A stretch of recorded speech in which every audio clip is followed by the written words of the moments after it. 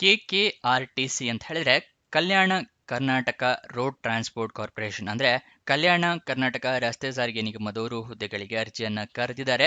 Driver ಹುದ್ದೆಗಳು ಇದಾಗಿರುತ್ತೆ. Total 78 ಹುದ್ದೆ ಖಾಲಿ ಇದೆ. ಉದ್ಯೋಗ ಸ್ಥಳ ಬೀದರ್ ಕರ್ನಾಟಕ. ಸ್ಯಾಲ್ರಿ ಎಷ್ಟಿರುತ್ತೆ ಅಂತ ಹೇಳಿ ಅವರು ನೋಟಿಫಿಕೇಶನ್ ನಲ್ಲಿ ಕೊಟ್ಟಿರೋದಿಲ್ಲ. ಈ ನೋಟಿಫಿಕೇಶನ್ ಒಂದ್ಸಲಿ ಓದ್ಕೊಂಡ್ರೆ ನಿಮಗೂ ಕೂಡ ಅದರ ಡೀಟೇಲ್ಸ್ ಗೊತ್ತಾಗುತ್ತೆ. ಅದರಲ್ಲಿ ಇಲ್ಲ ಅನ್ನೋದು. ಅದನ್ನ ಹೇಗೆ ಡೌನ್ಲೋಡ್ ಮಾಡ್ಕೋಬೇಕು ಅನ್ನೋದು ಕೂಡ ಇದೆ ವಿಡಿಯೋದಲ್ಲಿ ನಿಮಗೆ ಮುಂದೆ ತಿಳಿಸ್ಕೊಡ್ತೀವಿ.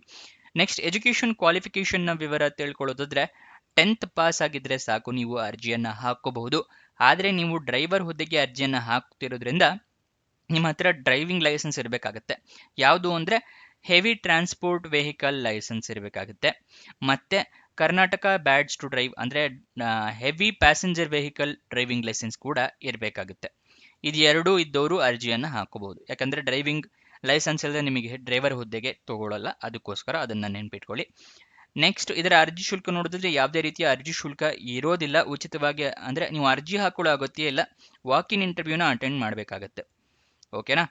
ಡೈರೆಕ್ಟ್ ಆಗಿ ನೀವು ವಾಕ್ ಇನ್ ಇಂಟರ್ವ್ಯೂ ಅಟೆಂಡ್ ಮಾಡಬೇಕು, ಜಾಬ್ನ ಪಡ್ಕೋಬಹುದು ವಾಕ್ ಇನ್ ಇಂಟರ್ವ್ಯೂನ ಪಾಸ್ ಆದ್ರೆ ಅಷ್ಟೇ. ಯಾವುದೇ ರೀತಿಯ ಪರೀಕ್ಷೆಗಳು ಇರೋದಿಲ್ಲ. ನೀವು ಒಂದ್ಸಲ ನೋಟಿಫಿಕೇಶನ್ ಓದ್ಕೊಳ್ಳಿ, ಎಲ್ಲ ಎಲಿಜಿಬಿಲಿಟಿ ಕ್ರೈಟೀರಿಯಾ ತಿಳ್ಕೊಬಹುದು.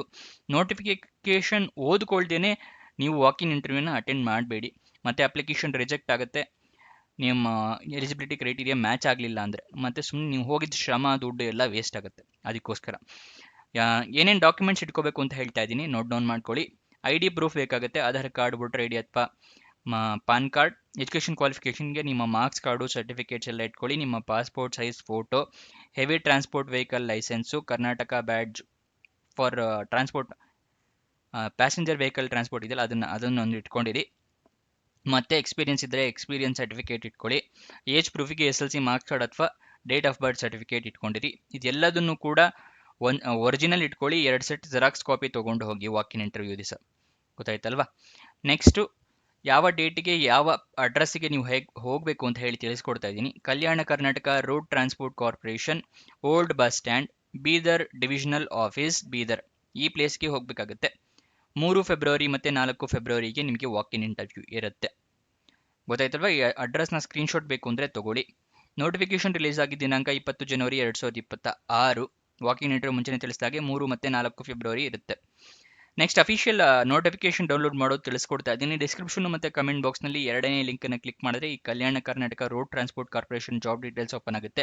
ಅಲ್ಲಿ ಸ್ಕ್ರೋಲ್ ಡೌನ್ ಮಾಡಿ ಫುಲ್ ಕೆಳಗಡೆ ಬನ್ನಿ. ಅಫಿಷಿಯಲ್ ನೋಟಿಫಿಕೇಶನ್ ಅಂತಿದೆಯಲ್ಲ, ಅದರ ಪಕ್ಕದಲ್ಲೇ ಕ್ಲಿಕ್ ಹೇರ್ ಅನ್ನೋದನ್ನು ಕ್ಲಿಕ್ ಮಾಡಿ ನಿಮಗೆ ನೋಟಿಫಿಕೇಶನ್ ಓಪನ್ ಆಗುತ್ತೆ. ಇಲ್ಲಿ ಎಲ್ಲ ಜಾಬ್ ಡೀಟೇಲ್ಸ್ನ ತಿಳ್ಕೊಬಹುದು. ಕನ್ನಡದಲ್ಲೇ ಕೊಟ್ಟಿದ್ದಾರೆ. ಎಲ್ಲದನ್ನು ಸಂಪೂರ್ಣವಾಗಿ ಓದ್ಕೊಳ್ಳಿ.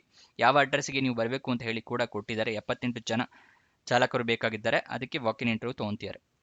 ಗೊತ್ತಾಯ್ತಲ್ವಾ? ಇಲ್ಲಿ ಏನೇನು ಚಾಲಕ ಹುದ್ದೆಗೆ ಏನೇನು ಇರಬೇಕು, ಇಲ್ಲಿ SLC ಮಾರ್ಕ್ಸ್ ಕಾರ್ಡು ಮತ್ತು ಏನೇನು ಕೊಟ್ಟಿದ್ದಾರೆ ನೋಡಿ, ಇದಿಷ್ಟನ್ನ ಸಂಪೂರ್ಣವಾಗಿ ಓದ್ಕೊಡಿ. ಏನೇನು ಷರತ್ತುಗಳು, ರೂಲ್ಸ್ ಆ್ಯಂಡ್ ರೆಗ್ಯುಲೇಷನ್ಸ್ ಏನೇನಿರುತ್ತೆ, ಕಂಡೀಷನ್ಸ್ ಏನಿರುತ್ತೆ ಅಂತ ಇದೆ, ಅದನ್ನಷ್ಟನ್ನು ಓದ್ಕೊಳ್ಳಿ. ಎಷ್ಟೊತ್ತಿಗೆ ಬರಬೇಕು ಅಂತಲೂ ಕೂಡ ಇದೆ. ಓಕೆನಾ? ನೆಕ್ಸ್ಟ್ ಅಫಿಷಿಯಲ್ ವೆಬ್ಸೈಟ್ ಅಡ್ರೆಸ್ ಬೇಕು ಅಂತ ಹೇಳಿದರೆ kkrtc.karnataka.gov.in. ಇದು ಅಫಿಷಿಯಲ್ ವೆಬ್ಸೈಟ್ನ ಅಡ್ರೆಸ್ಸು. ಅಲ್ಲಿಂದ ಕೂಡ ನೀವು ಜಾಬ್ ಡೀಟೇಲ್ಸ್ನ ತಿಳ್ಕೊಬೋದು. ನೋಟಿಫಿಕೇಶನ್ ಅಲ್ಲಿಂದ ಕೂಡ ಡೌನ್ಲೋಡ್ ಮಾಡ್ಕೋಬಹುದು. ನೆಕ್ಸ್ಟ್ ಇದರ ವಯೋಮಿತಿಯ ಡೀಟೇಲ್ಸ್ನ ತಿಳ್ಕೊಳ್ಳೋದಾದ್ರೆ ಮಿನಿಮಮ್ 24 ವರ್ಷ ಆಗಿರಬೇಕು. ಮ್ಯಾಕ್ಸಿಮಮ್ 35 ವರ್ಷದವರು ಕೂಡ ಅರ್ಜಿಯನ್ನು ಹಾಕೋಬಹುದು. ವಯೋಮಿತಿಯ ಸಡಿಲಿಕೆ ಕೂಡ ಕೊಟ್ಟಿದ್ದಾರೆ. Category 2A, 2B, 3A, 3B ಅವರಿಗೆ 3 ವರ್ಷದ ಸಡಿಲಿಕೆ ಕೊಟ್ಟಿದ್ದಾರೆ. ಅಂದರೆ 38 ವರ್ಷದವ್ರ ತನಕ ಹಾಕೋಬಹುದು. ಅದೇನಾದರೂ ನೀವು SC/ST ಕ್ಯಾಂಡಿಡೇಟ್ಸ್ ಆಗಿದ್ದರೆ ನಿಮಗೆ 40 ವರ್ಷದವ್ರ ತನಕ ಅರ್ಜಿಯನ್ನು ಹಾಕೋಬಹುದು.